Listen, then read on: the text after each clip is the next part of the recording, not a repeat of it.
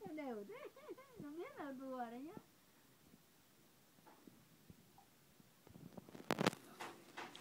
Run run run. Run run run này.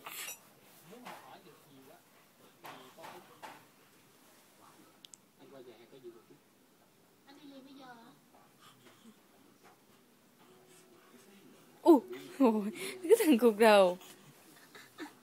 Chết nha. Chết nha. Chết nha. Chùm bèn, chùm bèn. Em ơi, em nhìn lên đi đã này. Trẻ đang thích kìa.